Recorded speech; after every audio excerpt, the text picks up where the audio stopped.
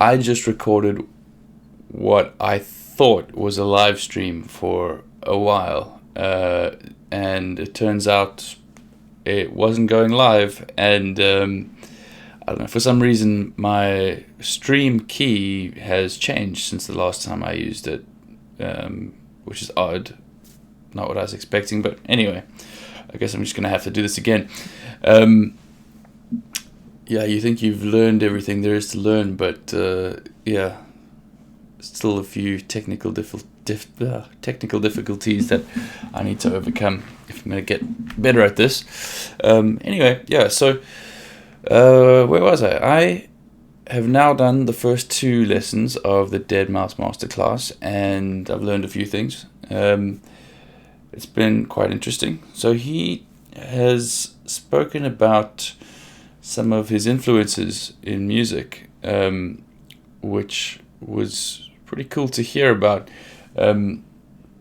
He mentioned that he was a big fan of Nine Inch Nails, the band, and how he wanted to kind of incorporate some of the darker sort of sounds and characteristics of their music into EDM, which to Deadmau5 at the time, he thought that his experience of EDM that was out at the time was all done in a more of a major key, and he wanted to bring more of an attention or more of a focus to minor keys, to give it a darker sound, which he thought was kind of lacking, and he could be original in that way, which was interesting to hear, and I can definitely hear the influence now that I've gone back and listened to some Nine Inch Nails.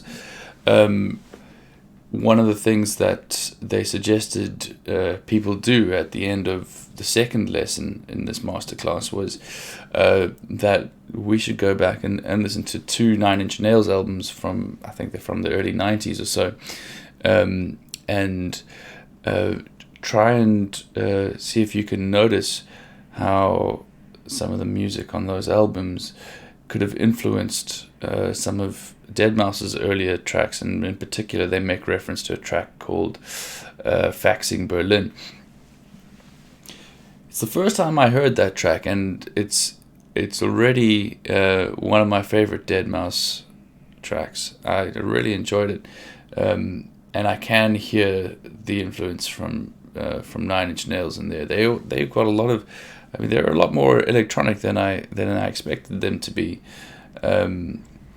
Although, come to think of it, the soundtrack of the first Quake video game was composed by Trent Reznor from Nine Inch Nails, and they even used the Nine Inch Nails logo on some of the ammo crates for the nail gun in that game, which is pretty cool. But so I've known about that band for as long as I've known about that game, which came out in like the early to mid 90s. So they've been around for a long time, and I actually got to see them live last year, and it was really, really good. But in spite of that, because they played at a festival and there were quite a few great bands there, so in spite of me thinking that they were really good at the time, I never really got into their music after that until now. And yeah, it's really good. So if you haven't listened to them before, I'd recommend it. But yeah, anyway, his influences and how they shaped his music, really cool to hear about. Also really interesting to hear how he described EDM at the time as being more focused on major keys, and how he wanted to bring minor keys into that. That got me thinking I should really try and learn a little more music theory if I want to be able to do this properly.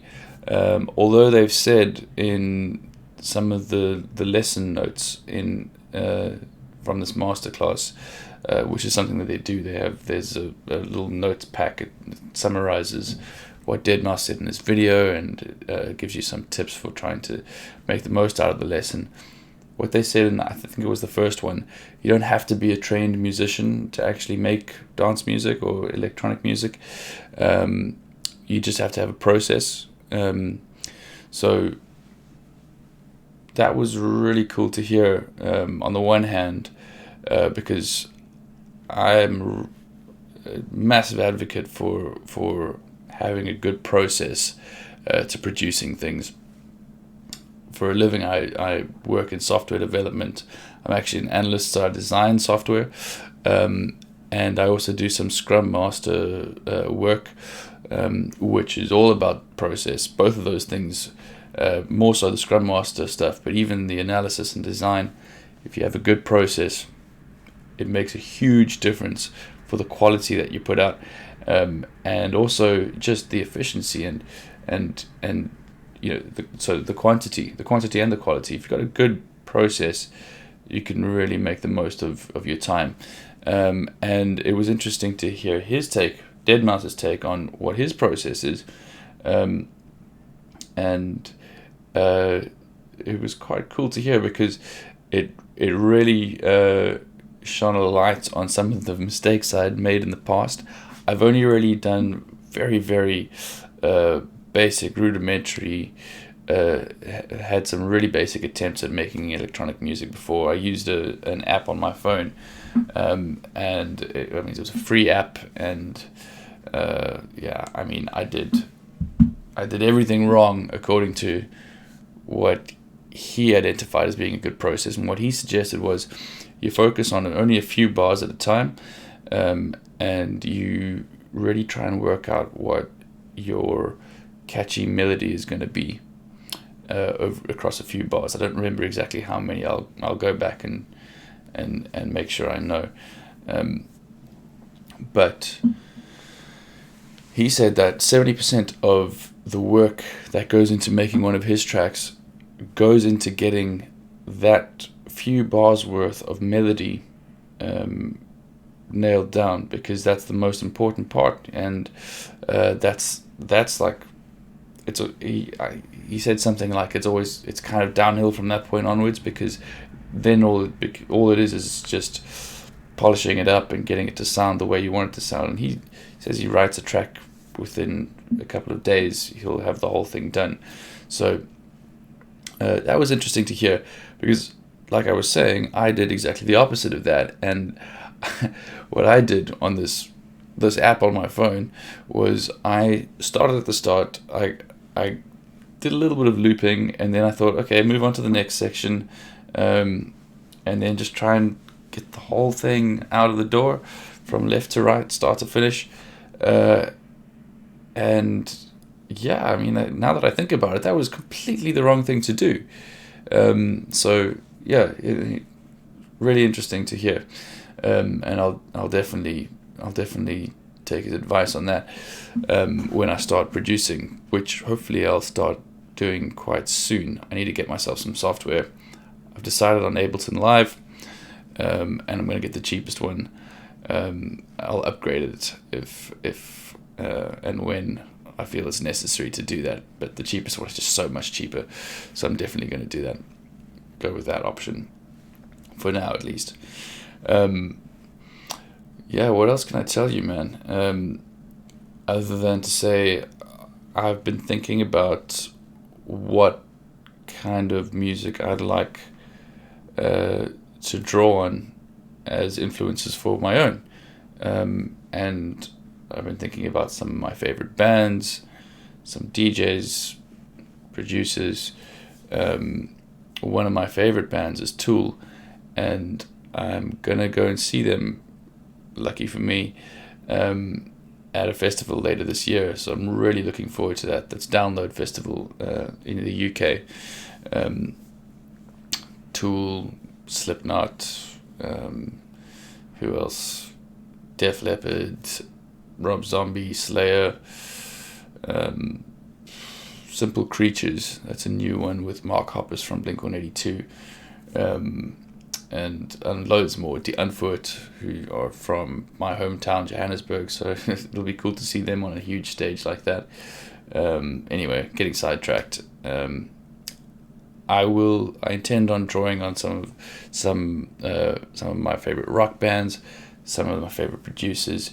Deadmau5 himself. I'm going to be doing the Armin van Buuren course after the Deadmau5 course, so I'm sure I'll learn a few things from him too. Aphex Twin, he's incredible. I don't think I'll ever get anywhere near to his level, but if I can at least make something that I enjoy listening to, then hopefully some people enjoy listening to it too. So and the main thing is I just want to have a good time doing this. I just want to just enjoy it. For the first time now, this is only a few streams in now, but for the first time in ages, I think I've found something that I'm really excited about doing. Last year I was quite driven to just get something going. I always am. I always want something like that I'm doing on the side. But last year I built an online store selling socks. It's still going, but I just don't advertise it, so I don't really sell anything. But I just came to the conclusion that I just wasn't passionate about it. And anyway, doing this, I'm really excited about it. More excited than I've been about anything for a long time. So that's got to be a good sign. Because it doesn't feel like work, And you always hear people say that. And it sounds weird to say that because I haven't even started really. I'm just talking about it. So maybe I should stop talking about it and just get on with it. On that note, you'll see me after I've done the next lesson and maybe a couple of other things. So thanks. Cheers.